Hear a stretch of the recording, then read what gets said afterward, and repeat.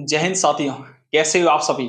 आशा करता हूं कि स्वस्थ होंगे और मस्त होंगे। तो साथियों, आज मैं जिस सब्जेक्ट पे बात करने वाला हूं वो है सीटेट। यानी सीटेट के कुछ महत्वपूर्ण बिंदु हैं, उन्हीं पर आज मैं चर्चा करने वाला हूं। तो वो बिंदु इस प्रकार हैं, जैसे कि CTET syllabus, CTET eligibility, age limit, CTET required, passing mark. तो बहुत सारे छात्रों के मन में यह डाउट रहता है कि सीटेट का सिलेबस क्या है, एलिजिबिलिटी क्या है, एज लिमिट क्या है, रिक्वायर्ड क्या है और पासिंग मार्क। तो आज मैं उन्हीं डाउटों को क्लियर करने वाला हूं। प्लीज बने रहिए मेरे इस वीडियो के एंड तक। तो मेरे भाई, सबसे पहले हम बात करते हैं सीटेट सिलेबस। पहला होता है आपका प्राइमरी लेवल, दूसरा आपका होता है अपर प्राइमरी लेवल। तो पहला आपका प्राइमरी लेवल है जो है 1 से 5वीं तक, और दूसरा आपका अपर प्राइमरी लेवल जो है आपका 6 से 8वीं तक। अब हम समझते हैं कि 1 से 5वीं तक का जो सिलेबस है वो क्या है। तो 1 से 5वीं तक के सिलेबस में जो पहला सब्जेक्ट है आपका वो है सीडीपी, जिसका मतलब होता है चाइल्ड डेवलपमेंट एंड पेडागोजी। ठीक है। दूसरा आपका सब्जेक्ट होता है वो होता है आपका मैथ।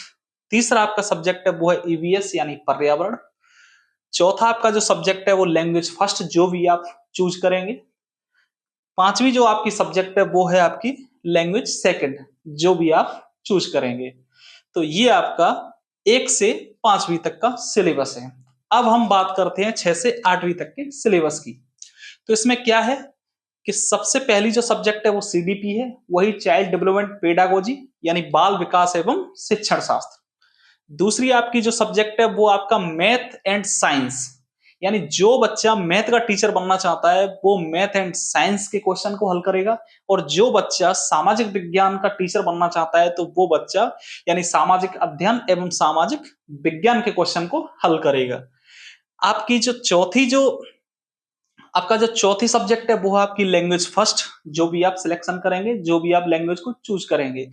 आपकी जो सेकंड जो आपकी सब्जेक्ट है, आपका जो सेकंड सब्जेक्ट है वो है आपकी लैंग्वेज, जो भी आप चूज करेंगे। ठीक है। ये आपका दोनों का सिलेबस हो गया। अब हम बात करते हैं कि कितने क्वेश्चन आते हैं। तो मेरे भाई, 30 नंबर की सीडीपी आती है, 30 नंबर का मैथ आता है, 30 नंबर का ईवीएस आता है, 30 नंबर की लैंग्वेज फर्स्ट आता है और 30 नंबर का आपका लैंग्वेज सेकंड आता है। ठीक है। इसमें भी सीडीपी यानी बाल विकास से आपके 15 क्वेश्चन पूछे जाएंगे और प्लस पेडागोजी से 15 क्वेश्चन पूछे जाएंगे। ठीक है। ऐसे ही मैथ में होता है, मैथ के जो क्वेश्चन हैं वो 15 नंबर के आएंगे, प्लस मैथ से संबंधित जो पेडागोजी है प्लस उससे भी 15 नंबर आएंगे। ठीक है। ऐसे ही यहाँ पे सेम चलेगा कि पर्यावरण से संबंधित क्वेश्चन आएंगे 15, और प्लस पर्यावरण से संबंधित जो पेडागोजी होगी उससे 15 क्वेश्चन आएंगे। ऐसे ही यहाँ पे आएंगे लैंग्वेज फर्स्ट में। लैंग्वेज फर्स्ट में क्या है कि जैसे आपने मान के चलो कि हिंदी चूज करी, तो 15 जो क्वेश्चन है वो हिंदी के आएंगे, प्लस हिंदी से संबंधित जो शिक्षण शास्त्र यानी पेडागोजी है 15 क्वेश्चन उससे आएंगे। अब आपने लैंग्वेज सेकंड में मान के चलिए कि अंग्रेजी का चूज किया यानी अंग्रेजी चुनी, तो 15 नंबर इंग्लिश से आएंगे, प्लस इंग्लिश से संबंधित जो पेडागोजी है 15 नंबर उससे आएंगे। ऐसे ही यहाँ पे चल रहा है 15 प्लस 15, तो 30 नंबर का आपका सीडीपी हो गया, 15 प्लस 15 आपका मैथ हो गया, ईवीएस यानी 15 प्लस 15 तो 30 नंबर का ईवीएस हो गया आपका, 15 प्लस 15 लैंग्वेज फर्स्ट यानी 30 नंबर की ये हो गई, और 15 प्लस 15 यानी लैंग्वेज सेकंड तो 30 नंबर का ये हो गया। ये टोटल मिला के 30 और 30, 30 और 30, यानी ये टोटल 30-30 मिला के आपका 150 क्वेश्चन बनते हैं। यानी 150 नंबर का मान लीजिए आपके 150 नंबर का आपका एग्जाम होता है और 150 ही आपके क्वेश्चन रहते हैं, यानी एक क्वेश्चन का 1 अंक आपको दिया जाएगा। ठीक है। इसमें नेगेटिव मार्किंग नहीं होती है। ठीक है, इस बात को भी ध्यान रखेंगे। ऐसे ही सेम 6 से 8वीं तक यहाँ भी यही सेम प्रोसेस है। जैसे आपकी सीडीपी रहती है वो भी आपकी 30 नंबर की, मैथ एंड साइंस ये 30-30 का रहेगा तो 60 नंबर का ये हो जाता है। अगर मैथ एंड साइंस का एग्जाम नहीं देते, आप सोशल साइंस का एग्जाम देते हैं, तो ये भी आपके 30-30 नंबर का रहता है, तो 60 नंबर यहाँ का रह जाता है। ऐसे ही यहाँ पे आपकी लैंग्वेज फर्स्ट है तो 30 नंबर इसका, और लैंग्वेज सेकंड 30 नंबर इसका। तो सेम प्रोसेस यहाँ भी है। जैसे बाल विकास से यहाँ पे 15 क्वेश्चन आएंगे, शिक्षण शास्त्र से 15 क्वेश्चन आएंगे, यानी पेडागोजी से 15 क्वेश्चन आएंगे। तो सेम प्रोसेस मेरे भाई यहाँ भी रहता है। जैसे कि आपके मैथ है तो मैथ से आपके 15 क्वेश्चन प्लस मैथ से संबंधित जो पेडागोजी होगी 15 क्वेश्चन उससे पूछे जाएंगे। ऐसे ही सेम यहाँ पे है आपका, जैसे साइंस है तो साइंस के 15 क्वेश्चन प्लस साइंस से संबंधित जो पेडागोजी है 15 क्वेश्चन उससे पूछे जाएंगे। ऐसे ही लैंग्वेज फर्स्ट में जो लैंग्वेज आपने चुनी होगी 15 क्वेश्चन उससे और प्लस 15 क्वेश्चन उससे संबंधित जो पेडागोजी है उससे आएंगे। ऐसे ही लैंग्वेज सेकंड में रहेगा सेम, कि जो आपने लैंग्वेज चुनी होगी 15 क्वेश्चन उससे आएंगे और प्लस 15 क्वेश्चन उस पेडागोजी से यानी उसी लैंग्वेज से संबंधित आएंगे। ठीक है, तो ये हो गया आपका सिलेबस। अब हम बात करते हैं सीटेट की एलिजिबिलिटी।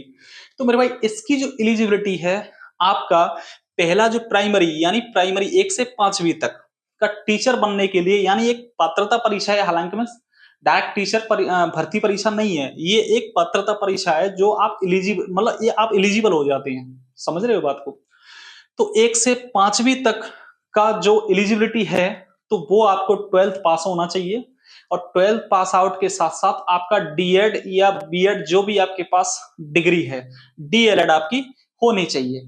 ठीक है ना? तो यानी आप डीएलएड में अपियरिंग भी होंगे तो भी चलेगा, या आपने एडमिशन ले लिया है तो भी चलेगा, कोई दिक्कत नहीं है। ठीक है ना? आप सीटेट एग्जाम के लिए प्राइमरी लेवल के लिए आप एलिजिबल हैं।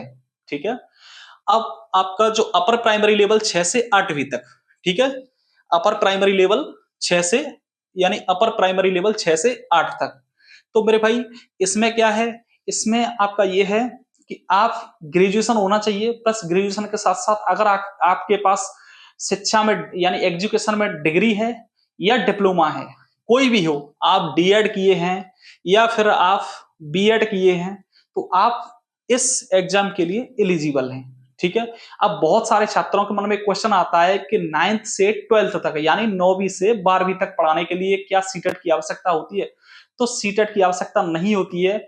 वहां पे जिस विषय का आप टीचर बनना चाहते हैं तो वो विषय में आपकी मास्टर डिग्री होनी चाहिए प्लस आपकी बीएड होना चाहिए, तो इस बात का ध्यान रखेंगे। ठीक है, अब हम बात करते हैं एज लिमिट। तो सीटेट की तरफ से ऐसा कोई क्राइटेरिया नहीं है, आप किसी भी उम्र में यह एग्जाम दे सकते हैं, बस आपके पास 12वीं पास होना चाहिए प्लस आपके पास कोई भी शिक्षा में डिग्री या डिप्लोमा होना चाहिए। ठीक है, अब बात करते हैं सीटेट की रिक्वायर्ड। तो सीटेट की जरूरत कहां पे? तो मेरे भाई बहुत सारे ऐसे केंद्र